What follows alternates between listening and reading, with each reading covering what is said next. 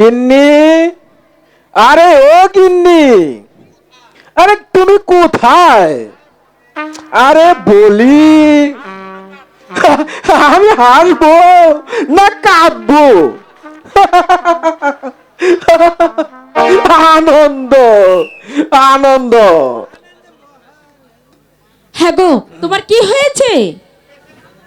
ভূতে ধরেছে নাকি?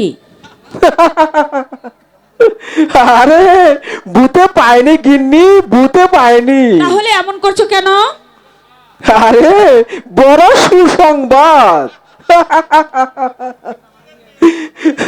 এই উজিরের মেয়ের সাথে এই রাজার ছেলের বিয়ে, তাই তো আমার এত আনন্দ।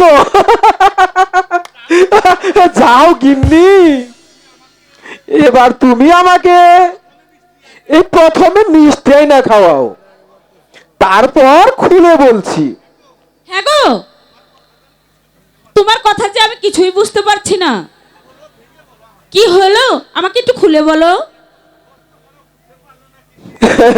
এই এত সহজ কথাটা বুঝতে পারলে না গিন্নি?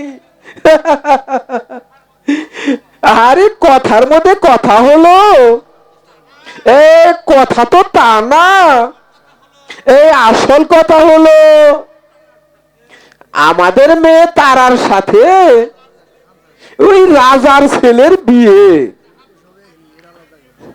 যাবো না তাই তো ডেকে নিয়ে বললো, বুড়ো হয়ে গেছি, কখন যে পরপারের ডাক এসে যায়, তাই বিবাহের তারিখটা সামনের মাসের প্রথম শুক্রবার দিন ঠিক করা হলো। রাজকুমারের সঙ্গে আমাদের তারার বিয়ে? ওগো, তুমি কি ঠিক বলছো?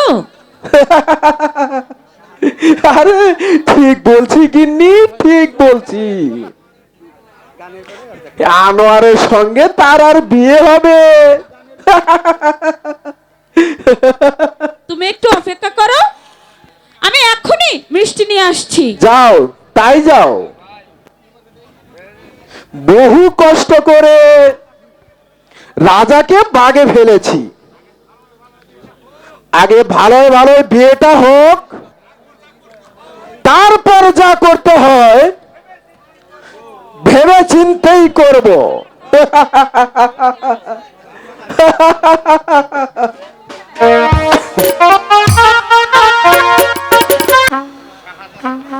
শাহজাদা, আমি যে তোমাকে কত ভালোবাসি তা তোমাকে আমি বোঝাবো কেমন করে শাহজাদা?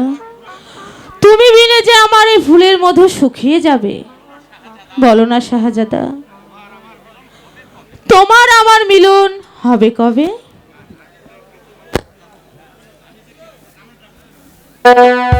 হ্যালো, আরো ছায়া নামে এলো মেলো হাওয়া, ভালো লাগে জীবনে এই গান গান। সন্ধ্যার ছায়া নামে এলো মেলো হাওয়া, ভালো লাগে জীবনে এই গান গাওয়া, ভালো লাগে জীবনে এই গান গাওয়া।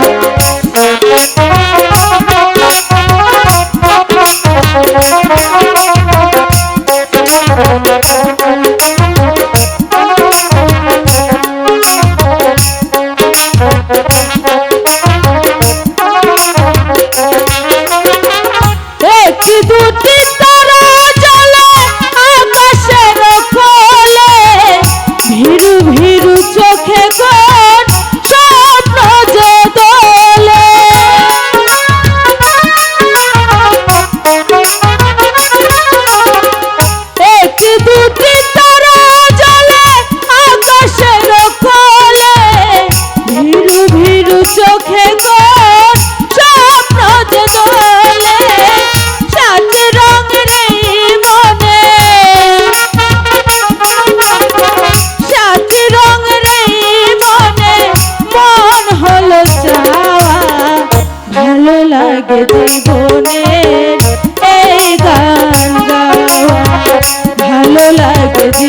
জীবনের এই গান গাওয়া।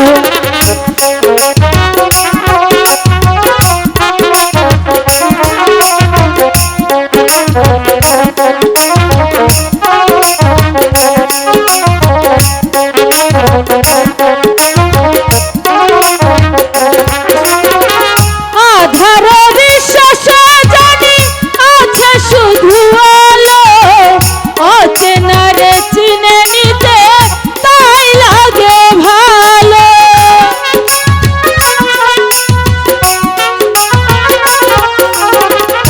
আধার বিশ্বাস জানি আছে শুধু আলো, অচেনারে চিনে নিতে তাই লাগে ভালো।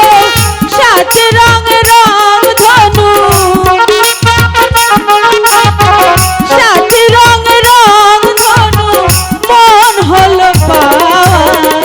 ভালো লাগে জীবনের এই গান গাওয়া, ভালো লাগে জীবনের এই গান গাওয়া।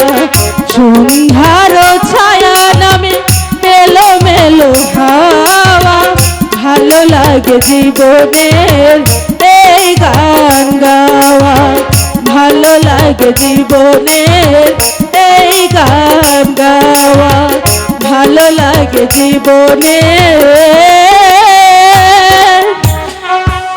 এই গান গাওয়া। বাহ, সুন্দর গান গাও তো তারা, এত সুন্দর গান গাও, তা তো আগে আমি জানতাম না। আমি সুন্দর গান গাইলেও তুমি কিন্তু কাজটা সুন্দর করনি। একটা মেয়ে মানুষের গান লুকিয়ে লুকিয়ে শুনতে তোমার লজ্জা করলো না? না, তা নয়, মানে আমি তোমাকে ভালোবাসি তারা। চুপ কর বেয়াদব! এ কথা যদি আর একবার উচ্চারণ করিস তাহলে তোর জিভটা আমি টেনে ছিঁড়ে ফেলবো।